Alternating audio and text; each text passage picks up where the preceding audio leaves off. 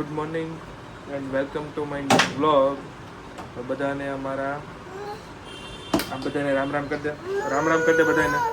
જો ભાઈ અને અત્યારનો વ્લોગ આપણે શરૂ કરીએ છીએ નાયા ધોયા વગરનો, કેમ કે સામાન શિફ્ટિંગ કરવાનો છે. હે તો કાઢું આમ જો ભાઈ અમારું કામ વધારી દીધું છે એટલે ક્યાં મારું તને. હા ભાઈ થોડુંક સામાન બધું શિફ્ટિંગ થઈ જાય પછી આપણે નાહીને ઓફિસે જવાનું છે. તો ભાઈ 1 કલાક આપણે અહીંયા આપી દઈએ. અને હિતાર્થભાઈ પણ અમારી હારે હારે જાગી ગયા છે, તો એને કામ કરાવવા માટે અમે જગાડ્યો છે કે હાલ ભાઈ કામ કરે, પણ કામ કરતો નથી.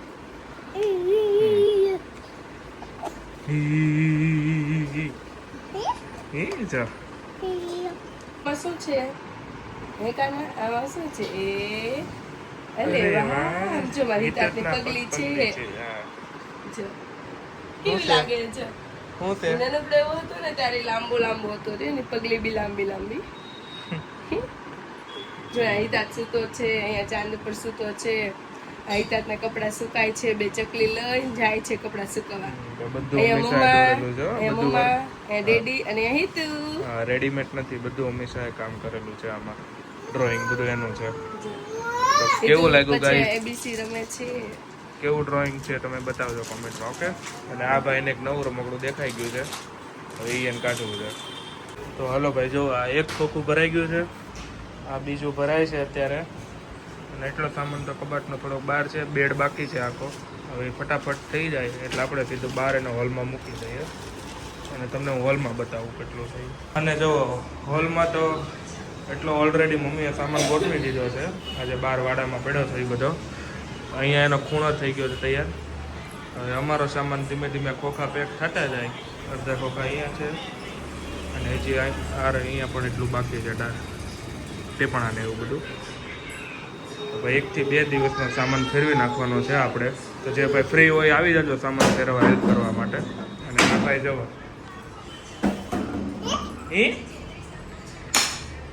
આપણે નાઈ ધોઈને રેડી થઈ ગયા છીએ અને આ એક પોટલું પણ ભરાઈ ગયું છે. હવે આને બાંધીને આપણે બહાર મૂક્યા આવે અને બાકીનો સામાન આપણે ભરી લઈએ.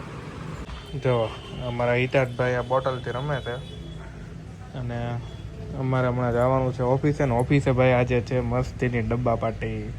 ડબ્બા પાર્ટી મતલબ બધા સ્ટુડન્ટ ઘરેથી સારું સારું બનાવીને લાવશે અને ખાવાનું. યસ, તો એ પણ હું તમને બતાવીશ આગળ બ્લોગમાં.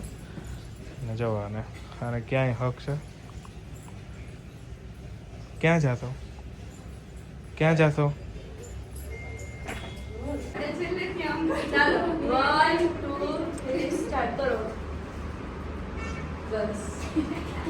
તો ભાઈ અમીષાના પપ્પાના ઘરે જમવાનું હતું અને ત્યાંથી હજી ઘરે આવ્યા ને ત્યાં ભાઈ જવો ચપ્પલ ગોતી લીધા, કાંઈક ઊભો પીપી કરી આવ્યો છે, ખબર નથી. લેંગી ભીની છે, પીપી ક્યાં કર્યો તું?